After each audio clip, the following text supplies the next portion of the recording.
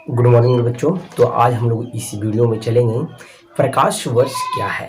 तो आप लोगों को पता होगा, कल आप लोग को बताए थे कि प्रकाश वर्ष यह इतना बड़ा दूरी मापक है जो मेरे दोस्तों आप उसे किलोमीटर में नहीं माप सकते हैं।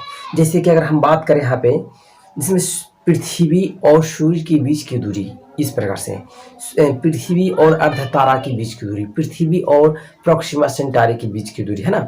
इस प्रकार की दूरी को हम लोग किलोमीटर या तो मीटर के द्वारा नहीं माप सकते, काहे कि हम लोग को जो ब्रह्मांड है वह इतना विशाल है और इतना बड़ा है, हम लोग उसे माप नहीं सकते। इसीलिए हम लोग एक मापक की जरूरत पड़ता है, जिसे हम लोग क्या कहते हैं, तो उसको हम लोग बोलते हैं प्रकाश वर्ष कहते हैं। तो चलिए आप लोग यहाँ पे परिभाषा हम लोग डाल देते हैं। तो चलिए लिखना है कि प्रकाश वर्ष खगोलीय दूरी मापक है। ठीक है, चूंकि ब्रह्मांड इतना विशाल और इतना बड़ा है कि हम उसकी दूरी माप किलोमीटर या मीटर में नहीं सकते, है ना। इसीलिए ग्रहों और तारों की दूरी मापने के लिए हम एक अलग प्रकार की मापक की जरूरत पड़ता है, जिसे हम लोग प्रकाश वर्ष के नाम से जाना जाता है। चलिए ये आपका कंप्लीट हो गया। अब उसके बाद है मेरे दोस्तों, अब उसके बाद आपका कह रहा है कि सूर्य समझ रहे हैं? सूर्य के बाद का जो निकटतम तारा है उसको हम लोग बोलते हैं प्रोक्सिमा सेंटारी। आप बोलिए कि सर प्रोक्सिमा सेंटारी याद नहीं हो रहा है, तो याद करना है फ्रॉक सीमा कोई लड़की है ना, फ्रॉक माने समझ ना, सूट सलवार जो भी हो, फ्रॉक तो प्रोक्सिमा सेंटारी, फ्रॉक नहीं है, फ्रॉक है, फ्रॉक, ठीक है, प्रोक्सिमा सेंटारी है। तो सूरज के बाद सबसे निकटतम तारा जो है वह है प्रोक्सिमा सेंटारी, जैसे कि आप यहाँ पे देख सकते हैं। ठीक है, चलिए इसके बाद आपका क्या कह रहा है कि देखिए प्रोक्सिमा सेंटारी का जो प्रकाश है ना, वह पृथ्वी तक पहुंचने में 4.25 वर्ष लगा देता है। समझ में आया?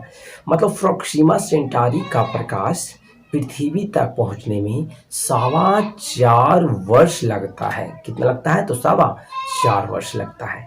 और यहाँ पे बात कर रहे हैं एक व्यर्थ तारा है, व्यर्थ तारा जो मेरे दोस्तों उससे दूर है।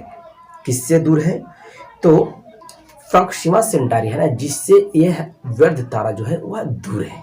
कोई दिक्कत? चलिए फिर उसके बाद आता है अर्धरा तारा। अर्धरा तारा की अगर हम बात करें तो यहाँ पे देखिए, अर्धरा तारा सूर्य से 400 गुना बड़ा है।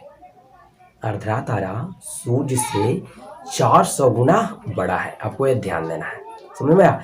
और यहाँ पे अब ध्यान दें कि आप अब समझ सकते हैं, तो वह यहाँ पे अर्ध तारा की जो दूरी है हमारे पृथ्वी से वह है 300 प्रकाश वर्ष है। ठीक है, चलिए इसके बाद आपको बता दें कि तारों की दूरी समझ पाना अत्यंत कठिन है। मतलब यहाँ पे आपका बात कह रहा है कि तारा की दूरी, मतलब पृथ्वी से दूरी हो तारा की, सूर्य की दूरी हो तारा से, है ना, इस प्रकार से दूरी मापना बहुत कठिन बात होती है।